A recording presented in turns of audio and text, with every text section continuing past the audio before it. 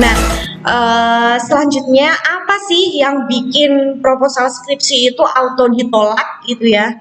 Nah, yang pertama ini buat kalian yang mau membuat sistem informasi, sistem yang pasti ditolak itu adalah sistem yang hanya bisa mencatat dan melaporkan. Jadi tidak ada proses apapun selain menginput, mengupdate, dan melaporkan. Gak ada transaksinya. Nah, kemudian alasan kita kenapa kita nggak mengizinkan itu untuk menjadi skripsi karena sistem itu sudah kelar atau sudah bisa diselesaikan pakai Excel. Entah apa namanya permasalahannya itu foldernya susah dicari atau susah diapakan, susah diinikan.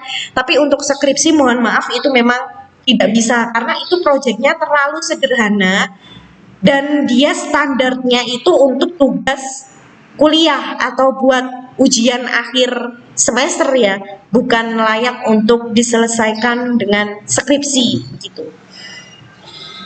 Nah, kemudian yang selanjutnya untuk yang multimedia, di sini konsepnya itu cuman kayak PowerPoint tapi dianimasiin.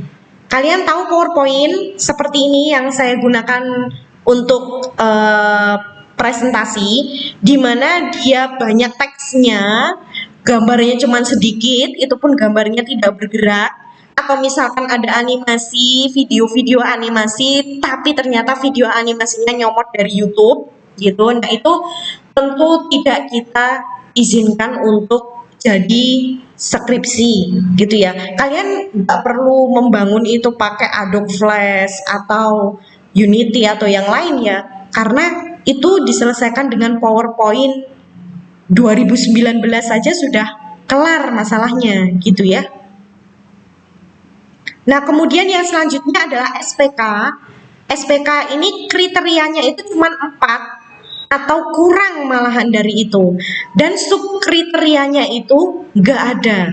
Nah, ini juga penting. Biasanya dari kriteria terus sama urgensi tadi. Jadi kan memang ada beberapa mahasiswa yang mengajukan SPK di sebuah permasalahan yang sebenarnya nggak perlu amat SPK gitu loh. Nah, makanya kalau misalkan mau mengajukan SPK itu diperhatikan urgensinya atau masalahnya. Kira-kira itu benar-benar jadi masalah sehingga butuh SPK atau enggak gitu ya.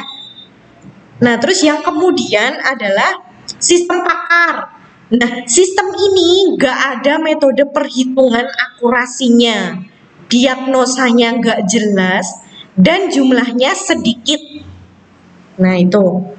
Kemudian gamenya konsepnya cuman kayak ngerjain soal pilihan ganda, pilih gambar, kemudian tebak suara, kemudian pilih apa ya selain pilih gambar itu, pilih jawaban gitu ya, intinya pilih jawaban gitu. Itu nggak bisa meskipun judulnya adalah game edukatif gitu ya. Coba dipilih game yang segi edukatif tapi di yang lain gitulah, kontennya konten yang lebih membutuhkan game gitu ya.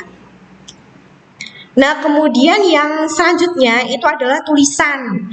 Nah, tulisan tidak jelas sama sekali atau berantakan banget gitu. Jadi itu biasanya nggak kita lihat isinya, baru kita lihat tulisannya aja udah berantakan, udah dibalikin.